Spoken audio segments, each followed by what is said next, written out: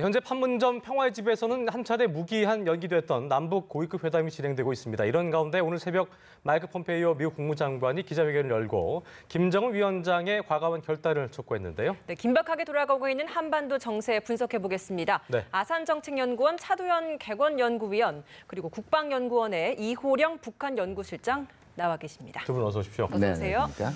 자, 먼저 판문점에서 지금 진행되고 있는 남북 고위급 회담 이야기부터 해보겠습니다. 일단 오전 전체회의에서 북한이 6.15 공동 행사를 남측에서 하자 이렇게 제안을 했는데 어떤 배려의 차원이라고 봐야 될까요? 어떻게 보셨습니까? 네, 일단은 그만큼 북한에서 이제 여유를 잡고 있다는 네. 얘기예요. 왜냐하면 기존에 이제 6.15 공동 행사 얘기할 때는 항상 이제 평양 개최를 주로 주장들을 많이 했어요. 그렇습니다. 8.15도 그렇고요. 예. 주요 행사들 때마다 이제는 그만큼 이 4월 27일 날 이 판문점 공동선언을 통해서 남북 관계 운영에 대해서 여유하고 자신감이 생겼고 우리를 배려할 마음이 생겼다라는 쪽으로도 볼 수가 있고요. 예. 두 번째는 이게 전형적인 민족 공조 분위기를 그대로 이끌고 가겠다라는 민족 거예요. 공조 분위기. 예, 사실은 이제 2, 3월부터 계속되는 이런 비핵화 얘기들이 나오게 되면서 국내 일부지만 이런 얘기들도 나오더라고요. 어디 가서 얘기해 보면 그게 북한이 어떤 체제를 가지고 있든 그 남북한만 따로 잘 살면 되는 거 아니냐. 북한이 1인 지배를 하는 게 뭐가 문제가 되는지 모르겠다. 예. 이런 얘기들도 나오고 있거든요. 이게 사실은 애초에 민족공조에서 북한이 기도했던 바이기도 해요. 그래서 전반적으로 결국은 6.15 행사를 통해서 지금 미국 이 정상회담 6월 12일 날 있거든요. 예. 그다음에 6월 15일 날 6.15 행사가 열리겠죠. 결국은 미국 정상회담에 일어난 북한의 비핵화에 상하는 미국의 약속을 조기 이행해라. 예. 그러기 위해서 남북도 같이 협력하고 있다. 이런 메시지를 보내기 위한 다양한 포석이 지금 깔려 있다고 봐야 되겠죠. 예. 우리 측이 이제 공동연락사무소도 조속히 가동하자라고 했더니 북측에서 최대한 빨리 하자라고 이야기를 했는데 그렇습니다. 첫 고위급 회담에서 이렇게 공동연락사무소에 대한 이야기를 했다는 것 이게 갖는 의미도 상당하기 때문일 것 같거든요. 어떤 네. 의미가 있는 겁니까? 두 가지 측면에서 살펴봐야 되지 않을까라는 생각이 들어요. 일단 이번에 나온 그 북측 대표와 우리 남측 대표를 보면요, 경제 하시는 분들이 들어가 있죠. 예. 그다음에 우리 같은 경우에는 그 국무조정실에서 나왔고 북측에서는 그 박명철 민주경협 부위원장이 나왔죠. 네. 일단 그 개성공단에 있는 기존의 그 남북경협 공동 그 연락사무소를 이번에 남북 공동 연락사무소로 하자라고 하는 부분이 좀 어느 정도 논의가 되고 있는 것 같아요. 그러니까 기존에 있었던 것을 좀 활용하자라는 측면인데 그 부분이 이제 바로 경제 부분이 되겠는 거죠. 그런 경제 부분에서의 어떻게 보면 남북 간의 경협 부분과 관련된 부분을 조금 발전시키자라는 부분이 있고요. 예. 두 번째로는 좀 정치 외교적 측면에서도 좀 의미가 있지 않을까라는 생각이 듭니다. 예. 즉 남북 관계는 특수 관계라고 볼 수가 있죠. 네. 특수 민족이라는 특수 관계가 있는 동시에 또 유엔에 또 북한 그다음에 대한민국이 또 각각 유엔 그 회원 국가로 등록되어 있을 만큼 또 국가라는 그런 또 각자의 성격도 있다라는 거죠. 그러한 측면에서 이 남북 공동 연락 사무소는 나중에 어떻게 보면은 그 각각의 그런 대표부를 설치할 수 있는 그러한 전초의 역할도 하지 않을까라는 생각이 듭니다. 예. 그러한 측면에서 남북 공동 연락 사무소가 개성에 개성에 설치하기로 합의가 됐는데 여기에 상응하는 우리로 치면 파주에도 이런 비슷한 그런 공동 연락 사무소가 있어야 나중에 좀 정치 외교적 측면에서 봤을 때는 그에 상응하는 대표부 설치로 간다면은 예. 평양과 서울에도 그에 준하는 그런 대표부가 설치되어 있고 그러다 보면은 경협뿐만 아니라 정치적 측면에서도 남북 관계가 보다 한층 더 발전될 수 있는 심화될 수 있는 그런 관계로의 발전 가능성이 높아지는 환경을 만들 수 있다라고 봅니다. 예. 자, 리성건 위원장이 남북 고위급 회담 이제 앞으로 공개적으로 하자 제안을 했는데요. 언론이 배석한 상태에서 회담을 하자는 건데 지난 1월에 그 남북 고위급 회담에서도 같은 제안을 한 바가 있고요. 네네.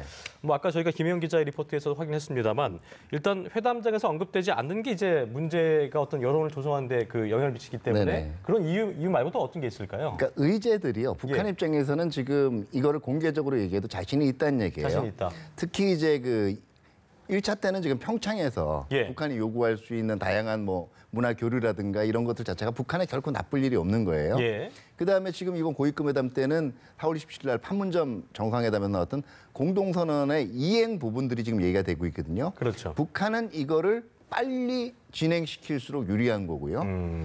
우리 입장에서는 사실은 즉답을 해줄 수 없는 부분들이 있어요. 왜냐하면은 지금 특히 도로철도 연결 같은 경우에도 기본 방향 확인하는 거 이외에 그렇죠. 빨리 당기자 그러면 그 북미 정상회담 결과도 한번 봐야 되고 그 이후에 그 유엔 제재 해제 이것도 봐야 되거든요. 그러면 사실은 이거를 기자들을 다 불러가지고 공개를 하게 될 경우는 어떤 거겠어요? 순간적으로 만들어줄 수 있는 이미지가 그 판문점 선언 이행에 대해서 이 굉장한 의혹을 가지고 조기에 추진하자는 북한, 여기에 대해서 즉답을 좀 피하고 있는 우리, 이런 인상이 만들어지다 보면 한국 국내에서도 그냥 그렇게 국제제재 생각해 어차피 비핵화 하기로 했다는데 예. 그러면 비핵화 했다고 치고 지금부터 남북만 빨리 나가도 되는 거 아니야, 이런 여론이 만들어질 수가 있겠죠. 그렇겠네요. 그러니까 결국은 이거를 언론에 공개하자고 하는 게 자신들한테 약간 여론을 호의적인 좀 환경을 이용하려는 훨씬 더 것도 만들어가게 했다는 예. 거예요.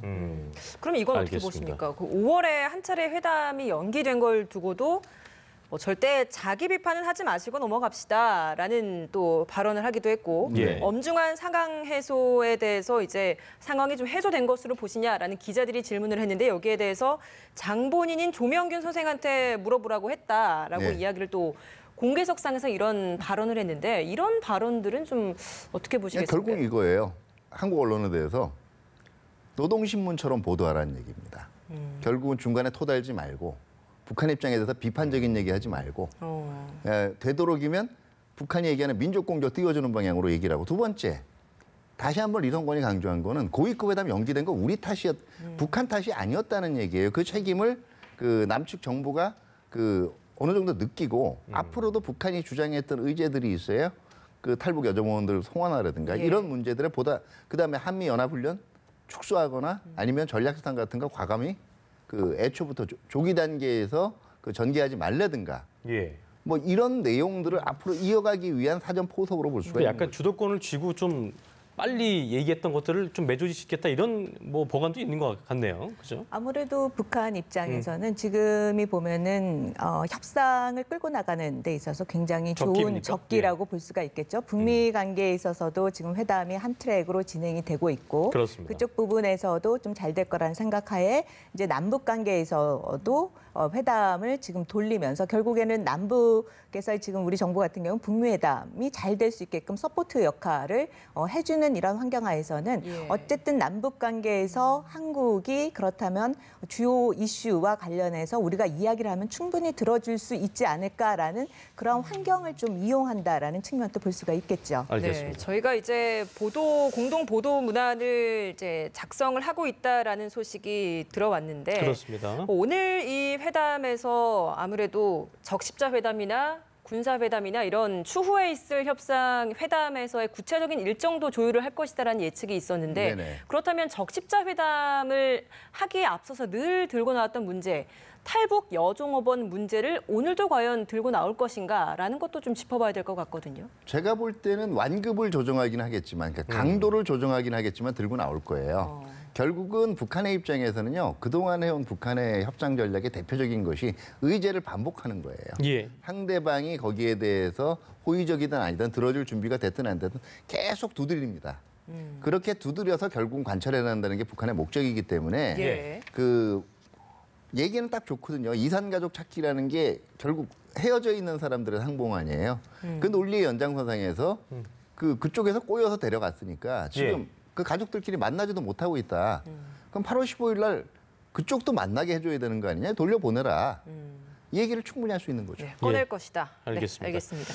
그럼 자, 이번에는 예. 오늘 새벽에 있었던 미국 폼페이오 국무장관 기자회견 이야기로 좀 넘어가 보도록 하겠습니다. 예. 김영철 부위원장과 회담 후에 큰 진전을 이뤘다. 그리고 많은 일이 남아있다라는 예. 두 가지 상반된 이야기가 같이 나왔습니다. 어떻게 네네. 보셨습니까? 많은 진전이 있었는데 여전히 남아 있다라고 하는 거는 의제와 관련돼서 조율할 부분이 아직 남아 있다라고 볼 수가 있겠죠. 예. 예. 특히 이제 비핵화와 관련해서는 비핵화 부분이 북한이 생각하는 비핵화와 미국이 생각하는 비핵화에 대한 개념이 틀리다라고 봅니다. 그러한 정의와 관련돼서 얼마만큼 접점을 이루고 있느냐. 예. 그다음에 속도, 비핵화를 얼마만큼 빠른 시간 내에 그것을 달성할 것인가에 대한 속도와 관련돼서도 좀 접점을 찾아야 될 것 같고요. 그다음 우리가 비핵화를 한다라고 했을 때 그 비핵화 범위가 어디까지 있냐. 정말 핵탄두와 핵물질이냐 아니면 그거와 결합이 돼서 핵무기라는 것이 효과가 발생하는 그 탄도미사일까지 결합이 예. 되는 거냐. 이 부분과 관련돼서도 좀 접점을 찾아야 되지 않을까라는 생각이 듭니다. 그래서 예. 이런 부분이 동시에 다 논의의 그 테이블에는 다 나와 있는데 예. 이거와 관련해서 어디까지 접점을 찾았는가에 대해서는 좀 마무리 단계가 아닐까라는 생각이 듭니다. 차 박사님은 어떻게 좀 보고 계세요? 네, 그러니까 지금 폼페이오 장관 어법 자체가 어떻게 보면 트럼프 대통령하고 굉장히 비슷해져 가는 것 같아요.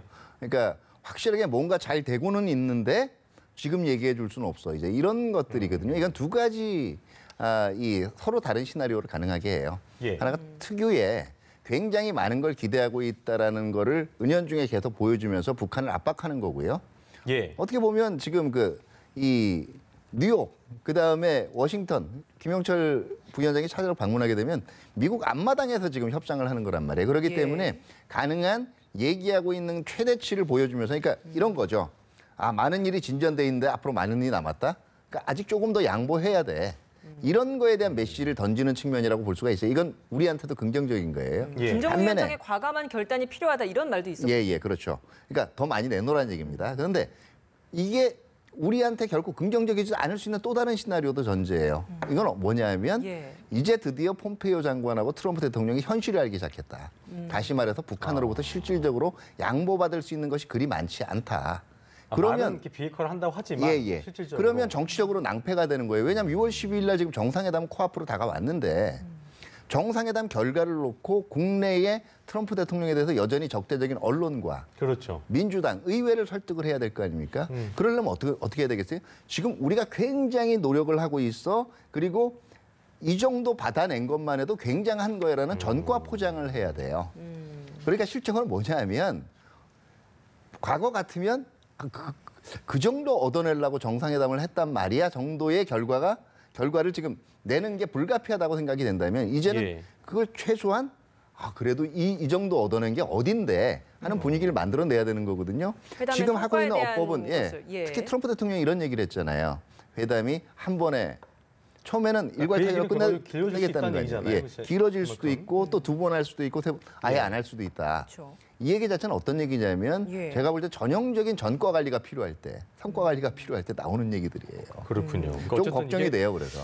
그 원샷 해결은 뭐 당연히 힘들 거라 예상은 있었습니다만 어쨌든 아까 의회에서 예를 들어서 뭐 비핵화에 대응하는 상응하는 체제 보장에 체제 대한 보장. 그런 네. 뭐 여러 가지 요건들이 있잖아요. 그런 네네. 것들을 또 신속하게 또 허가해 줄지도 의문이고요. 어떻게 좀 보고 계신지 들어보고 싶은데요. 일단 체제 보장과 관련해서 어떻게 해줄 것인가에 대한 이야기도 이제 많이들 나오고 있지 예. 않습니까? 이제 북한이 비핵화를 하면 그에 상응하는 걸로 이제 미국이 줄 수 있는 것으로 이제 두 가지 부분을 이제 얘기하는 게 체제 보장과 이제 경제적인 지원 그렇죠. 문제인 예. 거죠. 그다음에 경제 제재 해제 푸는 방법과 체제 보장과 관련해서는 크게 두 가지 방법이 있다고 생각이 듭니다. 빠른 시간 내 해줄 수 있는 거는 이제 그 행정부 차원에서 그 행정 명령을 통한 협약 수준으로 해줄 수 있는 방법. 그러면 의회를 통과하지 않기 때문에 문서가 빨리 어떻게 보면 효과를 발휘할 수가 있다라고 생각이 들고요. 예. 그다음에 이제 의회를 거치면 이제 비준이라는 단계를 거쳐야 되지 않습니까? 그러면 보다 더 시간이 길어지고 그러한 시간이 길어짐에 따라 이제 북한에 대한 어떻게 보면 북한이 초조함 같은 것을 이야기를 하면서 미국을 압박을 할 수가 있겠죠. 네. 알겠습니다. 한 번에 그치지 않고 두 번, 세 번 계속 네. 이어나갈 수도 있다. 하루 만에 끝나지 않을 수도 있다라는 그 의미를 두고 여러 가지 해석이 나오는 네네. 것이 뭐 아까 언급해 주신 것처럼 북한을 쉽게 한 번에 설득할 수 있지 않을 수도 있다라는 것을 받아들인 의미도 있을 것이고 그렇다면 6월 12일 그 한 차례 회담으로 어떠한 의미 있는 성과가 나오기도 어려울 수 있고 그렇게 되면 그렇죠. 나아가서 남북미 회담도 바로 그 자리에서 있을 수 있다는 것도 좀 어렵지 않을까라는 제가 볼 때는 예상도 있거든요. 애초에 예. 우리 쪽에서 그 시쳇말로 오버한 겁니다. 왜냐하면은 물론 그런 분들도 있어요. 쇠풀도 당기면 빼라고 남북미 만약에 회담 오버한 예, 것이다. 미국 회담하고 나면 남북미가 모여서 있을 때 종전선언 해버리면 될 거 아니야 이런 얘기를 하시는 분들이 있어요. 그런데 비핵화의 전체적인 타임 프레임은 빨리 당겨지는 게 좋긴 좋아요. 예. 그런데 초기 단계 조치들이 별다른 준비도 없이 그냥 해버리면은요. 쉽게 얘기하면은 북미 정상회담 끝나고 난 다음에 남북미 그 공동 종전선언하면 어떻게 되는 겁니까? 원래 종전선언이라는 것 자체는 북한이 미사일이든 아니면 핵물질이든 일부 반출하고 동결하고 할 때 쓸 수 있다라고 된 거를 카드를 조기에 소진해 버리는 거예요. 예. 예. 그러니까 쉽게 얘기하면 이런 겁니다. 그 마음 당장 내가 기분 좋자고 당장 그래 지금 시원하자고 나중에 중요할 때 써야 될 전력이라든가 카드 자체를 미리 써버리는 거예요. 다시 말해 샴페인 먼저 터뜨리는 거죠. 근데 트럼프의 그 전략이라는 것이 한 번에 그 어떤 결과가 없는 협상을 하지 않는 스타일이기 때문에 이게 12일에 그럼 또 뭐 다시 자칫 또 돌발적인 발언으로 바뀔 수도 있는 걸까요? 어떻게 봐야 될까요? 일단 기본적으로 이제 6월 12일에 대해서 아직 준비가 잘 되고 있다라는 쪽으로만 뉘앙스만 풍기고 6월 10일이 될지 안 될지도 여전히 지금 퀘스천 상태로 남기면서 추가적으로 더 있을 수도 있다라고 얘기를 하는데 저는 일단 일정 정도의 어떠한 그 성과가 잡히는 게 있다면은 회담을 열고 그걸 계속해서 이어나가지 않을까라는 생각이 듭니다. 예. 그러나 기본적으로 미국 입장에서 최소한 이 정도는 얻어내야지 하는 부분이 충족되지 않는다면은 안 할 가능성도 있다라고 봐야겠죠. 저는 근데 그 안 할 가능성은 트럼프 대통령 자체가 막아버렸다고 생각을 해요. 그 대표적인 게 트럼프 대통령이 그 국내적으로 많이 신경 쓰는 게 사실 아마 제가 볼 때는 리처드 닉슨 대통령 이후로 가장 언론하고 사이가 나쁜 대통령일 거예요. 예. 그런데 며칠 전에 한 말이 이런 게 있습니다. 미북 정상회담이 정상적으로 진행이 되더라도 시기는 연기될 수가 있을 것이다. 예. 11일이. 그다음에 미북 정상회담을 앞두고 있는 그 비핵화 정책을 둘러싸고 미 행정부 관료들 중에 지금 불협화음이 있다. 예. 이걸 뉴욕타임즈가 보도했더니 트럼프 대통령이 트위터를 통해서 뭐라고 얘기했냐면 표현도 굉장해요. 그 망해 먹어가고 있고 그 부패한 뉴욕타임즈는 틀렸다. 그 틀렸다는 걸 보여주겠다. 그건 무슨 얘기냐면 정상회담 제대로 하는 거고 성과 이끌어내겠다는 거거든요. 아무리 트럼프 대통령이 자기 말을 뒤집는 거에 대해 별로 수치심이 없거나 거기에 부담이 없다라고 해도 이 말은 이제 언론과의 기싸움 면에서 사실은 이제는 뒤집을 수가 없어요. 알겠습니다. 지금까지 차두현 박사, 이호령 박사 두 분과 함께 자세한 얘기 나눠봤습니다. 오늘 말씀 고맙습니다. 고맙습니다. 네, 감사합니다. 감사합니다.